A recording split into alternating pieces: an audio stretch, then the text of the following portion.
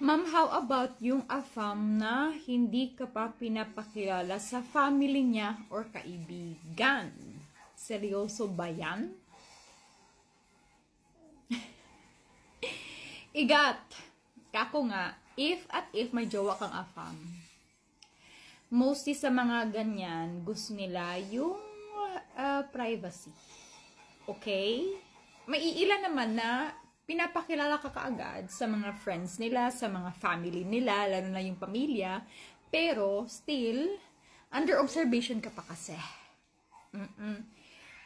Yung iba din naman, ipapakilala ka kaagad. Ipapakita ka pa pag magbi-video call kayo, nakakausap mo pa or what. Still, may iba na hindi pa din happy ending. 'Di ba? Ganito lang kasi yan. Ganyan lang. Mas usual nga sa LDR yung failure actually. Okay? Makilala mo man yung family or hindi, makilala mo man yung kaibigan or hindi, still, nasa inyong dalawa pa din yan. Ha? Sa atin, mas gusto natin yung nakikilala natin yung pamilya. Mas gusto natin na malalaman natin yung mga kung ano-ano about sa family niya. Pero, may iba din kasi na, especially na 16 years old, 17 years old, 18 years old, di ba, magbo-move out na sila. Nakatira na sila sa sarili nilang bahay. Tapos, or yung parents nila, yung family nila, nakatira sa malayong lugar.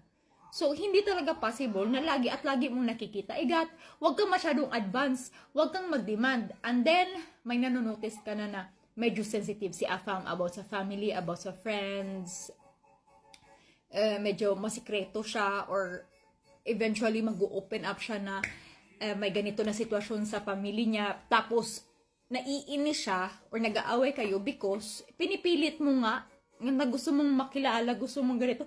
Igat, ang importante kayong dalawa ano ba, if gusto ng AFAM na about lang sa inyo, if gusto ni AFAM na yung relasyon nyo, sa inyo lang muna, huwag mo munang pilitin, May problema nga siya sa pamilya niya.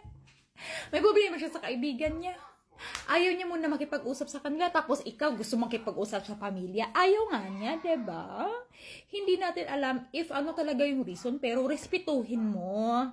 Huwag ka masyadong chismosa. Ano ba yung gusto mong malaman? If sobrang yaman yung family niya, if ano yung parents niya, may makukuha siyang milyones, magkikwenta ka na kung magkano yung makukuha mo pag ikakasal kayo kasi ganito yung pamilya.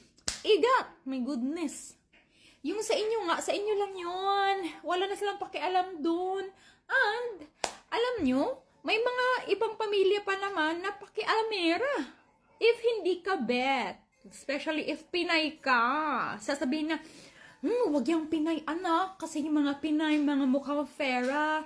Nako, ano lang, habol niyan, pera lang sa'yo, diba? Ganyan naman yung mga Pinay, mga ganito. Oh, hihiwalayan ka na tuloy. Imbes na in love sa'yo si AFAM, makikinig si AFAM sa pamilya niya, makikinig si AFAM sa mga friends niya, makikinig si AFAM sa mga co-workmate niya, ikaw, nga ka na. Inahas na pala siya ng ibang, tapos akala mo, kasi gusto mong, ay nako, may mga ibang kapamilya din na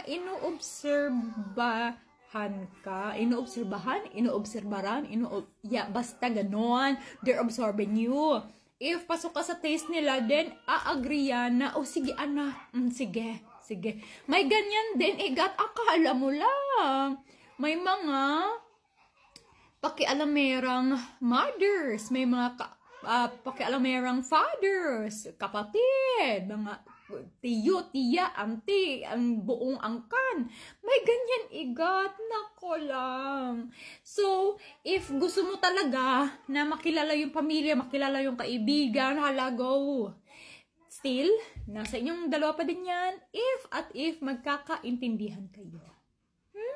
Yung about sa family, yung about sa kaibigan, another level na naman yan na problema. So, wag mo na lang hanapin. Okay? If okay kayo ng AFAM mo, then okay.